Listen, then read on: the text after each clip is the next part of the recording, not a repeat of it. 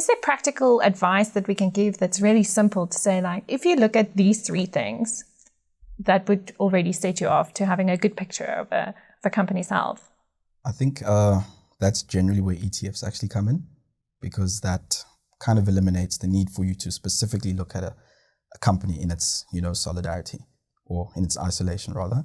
The ETF, because it gives you broader diversification across, whether it's industries, companies, or sectors, whatever the case may be, the ETF does it for you. That's not to say that you should just invest in the ETF, close your eyes and look away. It's good practice to make sure you always, revisit your investment portfolio and make sure, make the changes and adjustments wherever necessary. But again, the simple answer to that question, rather, is if you don't have enough time to actually sit and investigate each company when dividends are being paid out, what its performance is like, any new contracts they're bringing on, and if there's any mergers or anything actually happening with the company, an ETF is a safer bet because it's more for the passive investor. You rather pick a theme that you're going for the ETF, put some money in, invest, and watch it grow or decline. Hopefully not, hopefully. But again, the decision is basically made for you because that ETF tracks whatever theme it's going for, and it's made of many different constituents. And I think maybe that's a good segue. You asked earlier around how do you start. So I always think it's good to start to understand the mechanics, or just how do I do this thing. Just if I now have an idea and I don't know what the idea is, just how do I do it? And as Bongani said, it's a good idea to maybe just start there and I can buy an ETF. It's relatively lower volatility, relatively lower risk. But at least I get used to the mechanics. I see how I put money onto the platform. How do I actually click buy? How does it look in my portfolio? How does it change over time? What is the value? And when I click sell, what's in my portfolio? So you can just get used to the mechanics, just so that you get, as a starting point. It's a starting. It's important to just get comfortable with the mechanics of how something works. Then you can start saying, okay, now, why do I pick this stock versus that stock, or this ETF versus that ETF? And I think it's a little bit, maybe for a different session, and too much detail to go into here. But there are many different ways that you can go and then decide which stock to invest in, which sector to invest in. There are top-down strategies, there's bottom-up strategies, there's fundamental analysis, there's technical analysis. There are so many different ways for you to be able to pick the best that fits, again, your strategy, your plan. So there are so many different tools that's out there that can help you think about these things.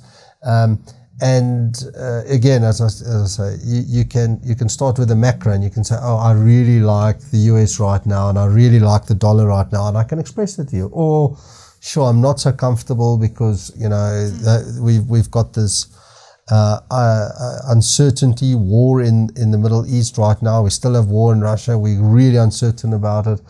We're not as certain around what's going on in the US, but I want to express a European view, right? And I've got a view on how Europe is.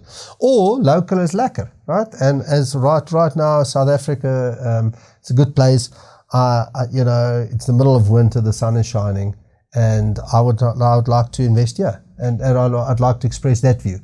And so it's that's the top down. Now you're really just starting. The other bit is I walk down the street and I see and I have this idea, and then that becomes more bottom up, and I have a specific, as I mentioned earlier, either brand idea or a business model idea, and I want to express that. So somebody once gave me the advice that just start to invest in things that you've got an interest in, because you will naturally read more about it, and it might have been you that gave me that advice.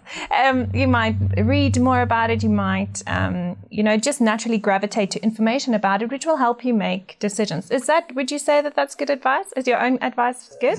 That's definitely good. That's definitely. You will always have more information around the things that you are interested in, like Woolworths. Right?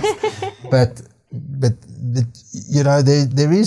there is this thing that you just need to watch out for, a little bit of bias, because now you really start liking the specific story, and you just need to sometimes be wary around drinking the Kool-Aid, and there can't go anything wrong with this thing. So you must always test your idea also with thinking about what can go wrong in this investment, and what can where can my thesis be wrong, where can I think about it. So but definitely start with the things that interest you. Don't start with something that's so far out of your wheelhouse that you don't find that interesting. Start with product or brand or that you are interested in.